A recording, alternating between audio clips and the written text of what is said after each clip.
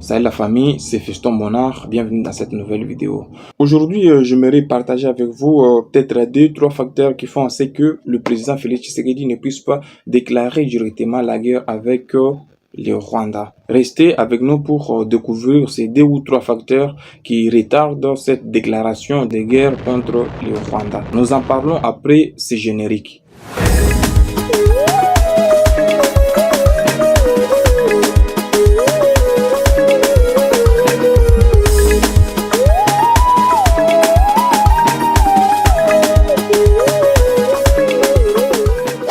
Et comme je le disais dans l'entame de cette vidéo, il y a certains facteurs qui font assez que le président Félix Tshisekedi ne puisse pas d'un coup déclarer la guerre contre le Rwanda. Le premier facteur que je peux partager avec vous, c'est le fait d'avoir les mêmes parrains que Paul Kagame. Vous voyez aujourd'hui, Paul Kagame a dit travailler avec les puissances impériales occidentales depuis longtemps. Je dis bien depuis longtemps. Alors pour Félix Tshisekedi, il ne s'est ouvert à elle qu'à son accession à la magistrature suprême. Il est nécessaire de clarifier avant même son accession au pouvoir. Félix Tshisekedi faisait de l'insécurité l'une des priorités phares pour son premier quinquennat. Alors, dès qu'il a accédé du coup à la magistrature suprême, il a dû commencer à travailler pour bouter dehors l'ennemi qui met la République tout entière en deuil. Comme le disait mon cher professeur Tchamala Moujani, il disait que les mêmes causes produisent les mêmes effets. Félix Tshisekedi a utilisé une même démarche pour éradiquer l'insécurité à l'est de notre pays.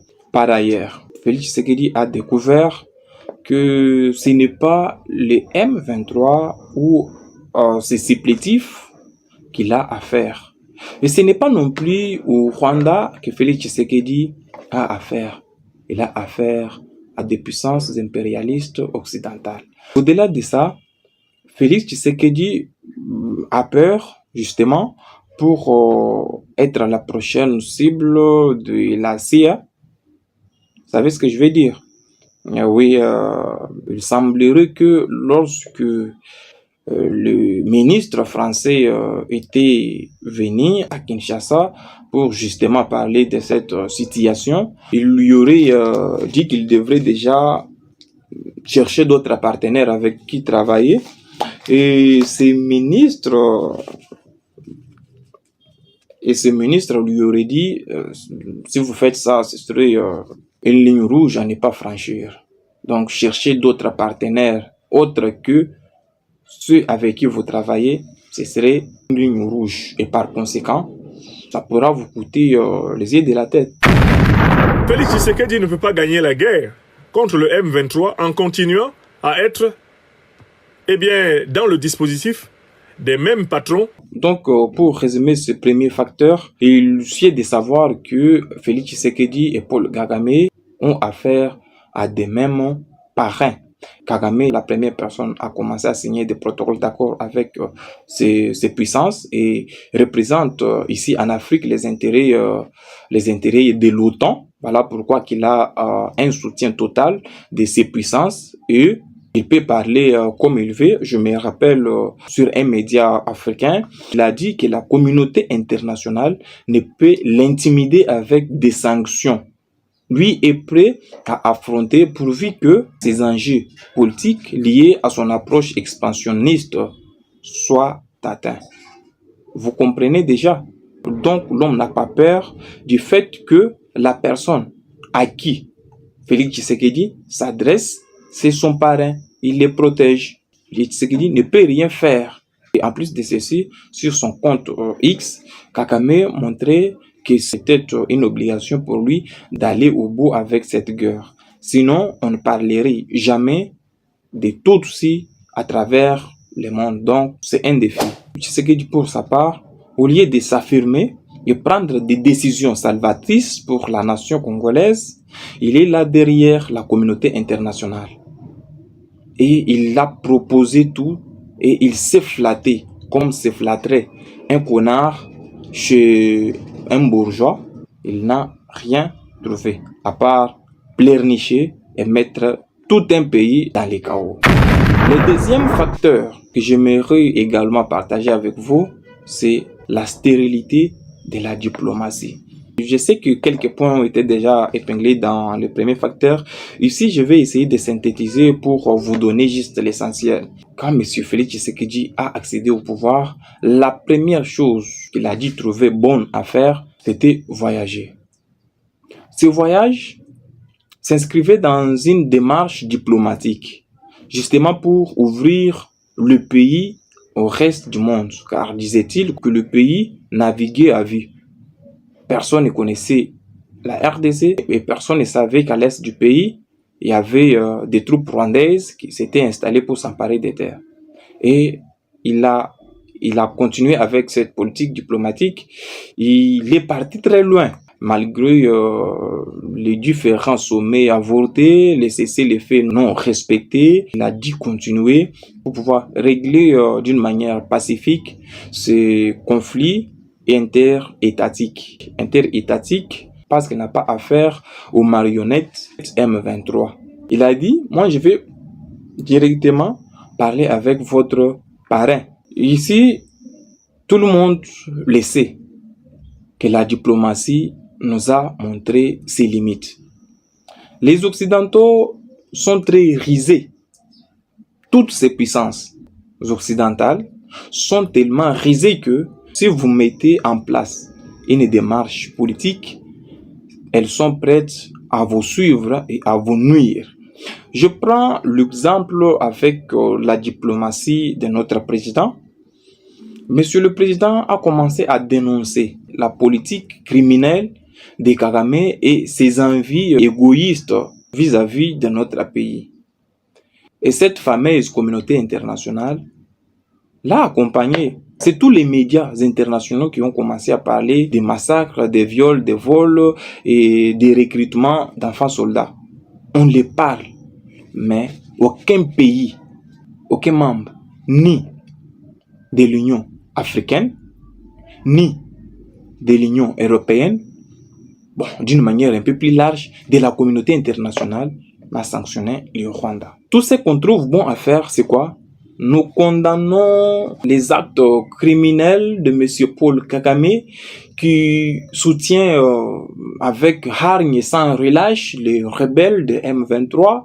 Il est temps pour lui de retirer ses troupes sur les sols congolais. On se limite par là. Quelques minutes après, c'est le Royaume-Uni. Nous avons appris avec consternation ce qui s'est passé à Goma, la ville capitale de la province du Nord Kivu. Nous condamnons fermement ces actes et nous demandons à Kigali de ne pas soutenir les rebelles de M23 et de retirer ses troupes. On s'arrête là. C'est la France de Macron.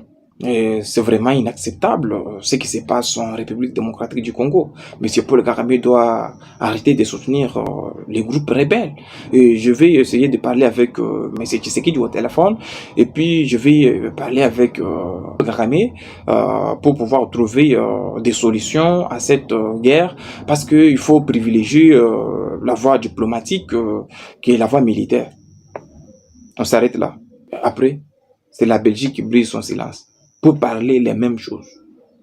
Mais quelques temps après, le Parlement européen a voté la suspension des protocoles d'accord avec le Rwanda sur les matériaux précieux, notamment les coltans et l'or.